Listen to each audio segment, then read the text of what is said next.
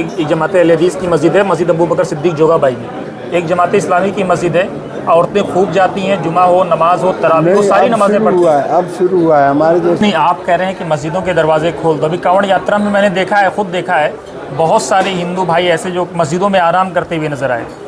हमारे साथ आज बातचीत के लिए कैप्टन ज़ैनुल आबदीन साहब मौजूद हैं। सर, आज जो आपने किताब लिखी है उससे पे जो बात हुई है, उसका क्या मोटिव क्या है किताब लिखने का?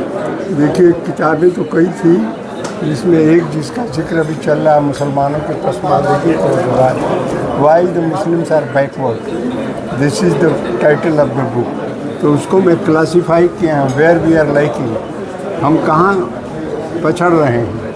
अब एक मिसाल का भी उन्होंने देखा, मैंने एक साहब ने अभी लेक्चर में कहा था, मस्जिद के दरवाजे दूसरों के लिए खोल दो।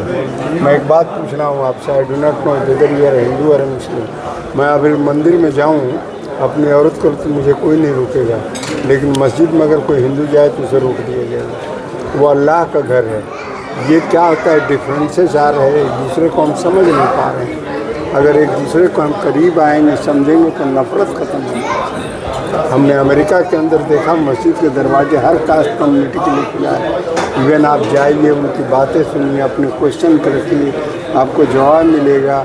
तो एक भय का माहौल जो कारण कायम हो गया है कि ये तो बड़े ख़राब लोग होते हैं, या ये लोग तो क्या नाम है, अंदर पता नहीं क्या रखते हैं, वो तो ख़त्म हो जाएगा ना। नहीं, आप कह रहे हैं कि मस्जिदों के दरवाजे खोल दो। अभी कांवड़ यात्रा में मैंने देखा है, खुद देखा है, बहुत सारे हिंदू भाई ऐसे जो मस्जिदों में आराम करते हुए नजर आए। वो चले गए हैं, लेकिन जनरली हम तो अपनी औरतों को नहीं जाने देते हैं मस्जिद में। आप दूर की क्या बात कर रहे हैं? हम अपनी औरतों को मस्जिद में कोई जगह नहीं बनाया, जबकि मस्जिद में कोई पैसे की कमी नहीं है। वो तो खुदा का घर है, अल्लाह का घर है, लेकिन नहीं, हमारे पास इतनी दिल में जगह नहीं है कि थोड़ी सी उनके लिए अलग वज़ू का जगह बना दें, अलग थोड़ा सा नमाज की जगह बना दें, नहीं बनाते हैं। अब जाइए, जबकि हम काबा में हज उनके साथ करते हैं, मदीना में हजूर सल्लल्लाहु अलैहि वसल्लम की ज़ियारत करते हैं अपनी बीवियों के साथ, लेकिन अपने गांव की मस्जिद में अगर मैं ले गया अपनी बीवी को तो मैं जलील हो जाऊँगा। नहीं, यहाँ पे दो मस्जिदें हैं। एक जमात अहले हदीस की मस्जिद है, मस्जिद अबू बकर सिद्दीक जोगाबाई में। एक जमात इस्लामी की मस्जिद है, औरतें खूब जाती हैं, जुमा हो, नमाज हो, तरावी हो, सारी नमाजें पढ़ती हैं। अब शुरू हुआ है। हमारे जैसे लोग जो आवाज़ उठा रहे हैं, तो मैं देख रहा हूँ कि अब शुरू हो गया है, अब शुरू हो गया है कई जगह। अच्छा कैप्टन साहब, मेरा एक आखिरी सवाल कि आपको क्या लगता है कि बैकवर्डनेस का क्या कारण है? एजुकेशन। एजुकेशन कैसे आएगा? अमीर तो मुल्क छोड़ के भाग जाते हैं, गरीब को कौन पढ़ाएगा? नहीं, देखिए, हमारा इसी किताब को अगर आप पढ़ेंगे, मुसलमान कितने हैं इंडिया में?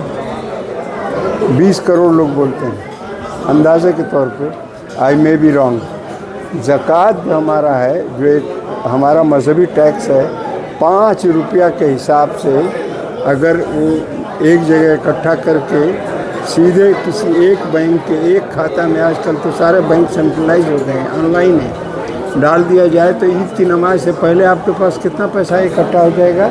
20-25-100 करोड़ रुपया आपको 5 रुपया के हिसाब से इकट्ठा हो जाएगा। लेकिन आप ऐसा नहीं कर रहे हैं, आप कीजिए। और वो गरीबों को, बच्चों के लिए, पढ़ाई के लिए, स्कूल के लिए, कॉलेज के लिए।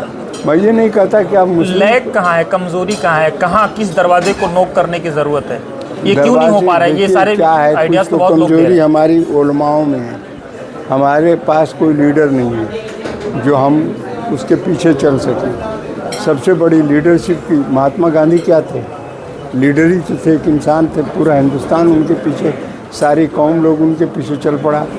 लेकिन इस टाइप का लीडर हमारे पास नहीं है कि जा कर के लोगों को समझाए कि ज़कात की ताकत को पहचानो, इस पैसे से गरीबों के बच्चों को पढ़ाओ, इस पैसे से गरीबों को बच्चों को पढ़ाओ। मैं बोला, मुसलमानों के पास पैसे कोई कमी नहीं है। आप 5 रुपये के हिसाब से 20 करोड़ मुसलमानों का ज़कात अगर इकट्ठा करते हैं, ईद की नमाज से पहले 100 करोड़ 100 करोड़ होता है।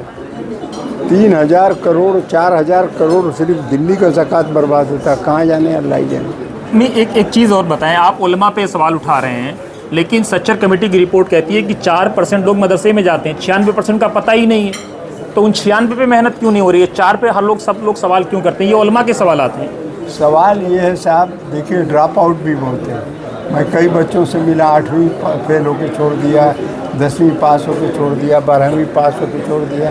रीज़न माँ बाप के पास पैसे नहीं है आगे एडमिशन के लिए, क्या करेंगे आप। हमारे पास कोई ऐसा फंड नहीं है कि हम इमीडिएटली हमको, अभी ये मेरा नाती है, इसकी एक बड़ी बहन है मेडिकल में है, 2 लाख रुपये सालाना फीस है, अभी हम नहीं दे पा रहे हैं, कहीं कैसे करके देंगे। But there is no source का I could get this money. पैसा भी एक है प्रॉब्लम, हमारे पास यूनिक लीडरशिप नहीं है, हम फिरकों में भी बटे हुए हैं। हमारे पास पैसे की कोई कमी नहीं, हम ऑर्गेनाइज़र की कमी है। अगर हम ऑर्गेनाइज हो जाएं तो पैसे की कोई कमी नहीं, हम तरक्की करेंगे और देश तरक्की करेगा। देखिए अटल बिहारी वाजपेयी ने एक बात कही थी कि अगर बदन का एक हिस्सा बीमार है तो पूरा बदन बीमार है। अगर इस मुल्क में अगर मान लीजिए आपका एक मुसलमान है जो पसमानदा है, गरीब है, तो पूरे मुल्क की वो तस्वीर है, वो अकेले मुसलमान की नहीं है। सबको तरक्की के रास्ते पे डालना है। और बोलिए कुछ। बहुत शुक्रिया सर हमसे बात करने के लिए।